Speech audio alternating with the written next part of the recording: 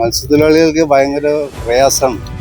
ഒരു ആനുകൂല്യം നമുക്ക് കിട്ടുന്നില്ല. മത്സ്യത്തൊഴിലാളികൾക്ക് ഒരു ആനുകൂല്യം ആഭ്യന്തര RSSന് തീരെഴുതി കൊടുത്തു മുഖ്യമന്ത്രി. അതൊക്കെ മന്ദഗതിയിലാണ് അവിടത്തെ നടക്കുന്നത്.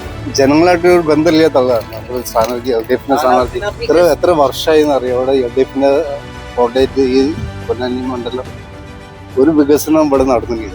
ഫുള്ള് മറ്റേ പാരാപ്തമുള്ള ആൾക്കാരാണ് ഇവിടെ മൊത്തം താമസിക്കുന്ന ആൾക്കാരാണ്. ജനങ്ങളിൽ ബന്ധമുണ്ടെങ്കിൽ വോട്ടും കൂടുതൽ പാർട്ടി തന്നെ ഭയങ്കര എതിർപ്പാണ്. LDFന്റെ പാർട്ടി തന്നെ ഭയങ്കര ഇത്തവണ ജനങ്ങൾ ഇപ്പൊ തന്നെ ചിന്തിച്ചു തുടങ്ങി. ഒരു മാറ്റം അനിവാര്യമാണ്. 99% UDF ഉണ്ടാകാൻ സാധ്യത. പൊന്നാനി UDF ഉണ്ടാകാൻ കൂടുതൽ സാധ്യത. 99% UDF ഉണ്ടാകാൻ സാധ്യത. വർഷങ്ങളായിട്ട് LDFന്റെ കോട്ടയാണ്. അപ്പോൾ ഒരുവിധം എല്ലാവരും ജനങ്ങളൊക്കെ മാറി ചിന്തിക്കണോണ്ടേ ഒരുപാട് മാറ്റങ്ങൾ ഉണ്ടായി.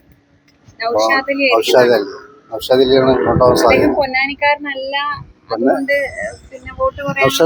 നൗഷാദ് പെടുള്ളതല്ലേ, ഇവിടുന്ന് കുറച്ചുകൊണ്ട് ദൂരം മാത്രമേ ഉള്ളൂ, വേറെ പ്രശ്നമൊന്നുമില്ല.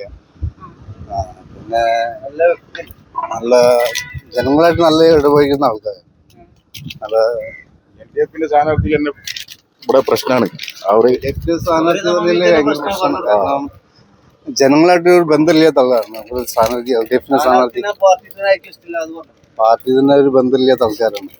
എന്ന് പറഞ്ഞാൽ ജനങ്ങളായിട്ട് യാതൊരു സപ്പോർട്ടും ഇല്ല. ജനങ്ങളായിട്ട് ബന്ധമുണ്ടെങ്കിൽ വോട്ടും കൂടുതൽ കിട്ടുള്ളൂ. അങ്ങനാകുമ്പോൾ ഭയങ്കര എതിർപ്പാണ്. പാർട്ടി തന്നെ ഭയങ്കര എതിർപ്പാണ്. LDFന്റെ പാർട്ടി തന്നെ ഭയങ്കര എതിർപ്പാണ്. മത്സ്യത്തൊഴിലാളികൾക്ക് ഭയങ്കര പ്രയാസമാണ്. ഒരു ആനുകൂല്യം നമുക്ക് കിട്ടുന്നില്ല. മത്സ്യത്തൊഴിലാളികൾക്ക് ഒരു ആനുകൂല്യം ഇല്ല. ഇതില്ല, മണ്ണ് കിട്ടാനില്ല. പെർമിറ്റൊക്കെ നിർത്തി. കടൽ ഭിത്തി നിർമ്മാണമൊക്കെ മന്ദഗതിയിലാണ് അവിടൊക്കെ നടക്കുന്നത്. എത്ര വർഷമായി എന്നറിയാം. അവിടെ LDFന്റെ കോട്ടയത്ത് ഈ പൊന്നാനി മണ്ഡലം ഒരു വികസനം ഇവിടെ നടന്നില്ല. വികസനം എന്ന് പറയാൻ ഒരു വികസനം നടത്തില്ല. പൊന്നാനി ഇപ്പോഴും ഓല വീടുകളാണ് ഒരുപാടുള്ളത്.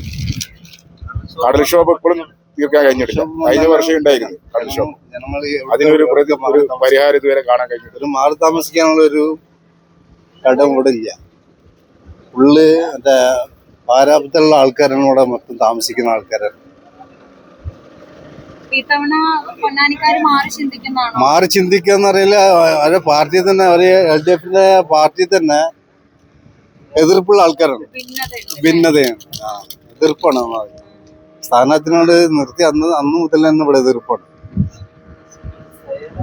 ലോക്സഭയിലെ ട്രെൻഡും പഞ്ചായത്ത് ഇലക്ഷൻ ബോർഡിലെ ട്രെൻഡും ഇത്തവണ നിയമസഭ അനുകൂലമായിട്ട് വരും. UDFന് അനുകൂലമായിട്ട് ഇത്തവണ ജനങ്ങൾ ഇപ്പൊ തന്നെ ചിന്തിച്ചു തുടങ്ങി. ഒരു മാറ്റം അനിവാര്യമാണ്. RSS ഈ ആഭ്യന്തര RSSന് തീരെഴുതി കൊടുത്തു മുഖ്യമന്ത്രി. അതിനെതിരെ ശക്തമായ ജനപ്രതിഷേധം ഉണ്ടാവും. ഭരണം മാറും ചെയ്യും. തീർച്ചയായിട്ടും ഭരണം മാറും. തീർച്ചയായും വരും. 100 സീറ്റോട് കൂടി അധികാരത്തിൽ വരും. പൊന്നാനി അതിന്റെ ഭാഗമായി. കഴിഞ്ഞ കുറെ വർഷങ്ങളായിട്ട് പൊന്നാനി ഇടത് കോട്ടയാണ്. അതിനെ അട്ടിമറിക്കാൻ 100% അട്ടിമറി ഉണ്ടാവും.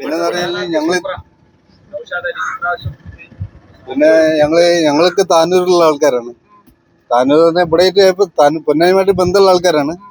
താനൂര് UDFന്റെ PK നവാസ് 100% അടിച്ചു. UDF PK നവാസ് എന്തുകൊണ്ടെന്ന്